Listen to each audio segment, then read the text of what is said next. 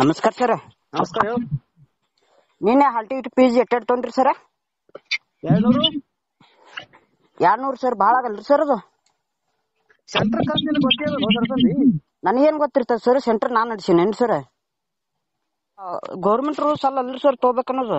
ಇಲ್ಲ government rules ಇಲ್ಲ, ನಿನಗೆ ಹೇಳಿಲ್ಲ ಗೌರ್ಮೆಂಟ್ ರೂಲ್ಸ್ ಅಂತ ಯಾರು ಈಗ? ಮತ್ತ ಆ ಫೀಸ್ ಅಷ್ಟು ತಗೊಂಡು ಏನ್ ಮಾಡ್ತೀರಿ ಸರ್? 200 ಗಟ್ಲೆ ಈಗ ಅದೆಲ್ಲ ಖರ್ಚು ವೆಚ್ಚ ಇರ್ತದ. ನೀನು ಮಕ್ಕಳ ದುಡ್ಡು ಏನ್ ತೊಂದ್ರಿಲ್ಲ ಈಗ ಸದ್ಯ 200 ರೂಪಾಯಿ ಸರ್. ಅವು ವಾಪಸ್ ಆ ಮಕ್ಳಿಗೆ ಕೊಡ್ಬೇಕ್ರಿ ಅವು. ಮತ್ತೆ ಇಲ್ಲಿ ಇದು ಮಾಡಬೇಡ, ಖರ್ಚು ಅದೇನ್ ಮಾಡೋದು ಬೇಡತಿ. ಖರ್ಚು ಏನಿರ್ತದ ಸರ್? ಸಿಬ್ಬಂದಿದು ಅಂತೂ ಗೌರ್ಮೆಂಟ್ ಪಗಾರ ಕೊಡ್ತದ. ಒಂದ್ ಪೆನ್ ಹಿಡುದು ಒಯ್ತಾನೆ ಏನ್ ಖರ್ಚು ಮಾಡಿರ್ತೀರಿ ಗೌರ್ಮೆಂಟೇ ಕೊಡ್ತದ ರೀ. ಅದು ಹೇಳಲ್ಲ. ಮತ್ರಿ ಈಗ ಒಳಗ ಈಗ ಸ್ವಲ್ಪ ಒಂದು ಕಾರ್ ಬಾಡಿಗೆ ಮಾಡ್ಬೇಕಾಗ್ತದ, ಊಟದ ವ್ಯವಸ್ಥೆ, ನಾಷ್ಟ ವ್ಯವಸ್ಥೆ. ಅದೇನ್ ಮಕ್ಳಿಗೇನು ಇರಲ್ಲ ಸರ್?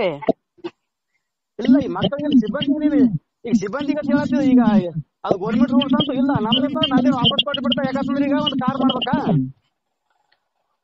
ಕಾರ್ಯ ಯಾರಿಗೆ ಸಲಹೆ ಮಾಡ್ತೀರಿ ಸರ್? ಕ್ವಶನ್ ಪೇಪರ್ ತರ್ಲಿಕ್ಕೆ ಅದು ಗೌರ್ಮೆಂಟ್ ಕೊಡಲ್ಲ ಸರ್?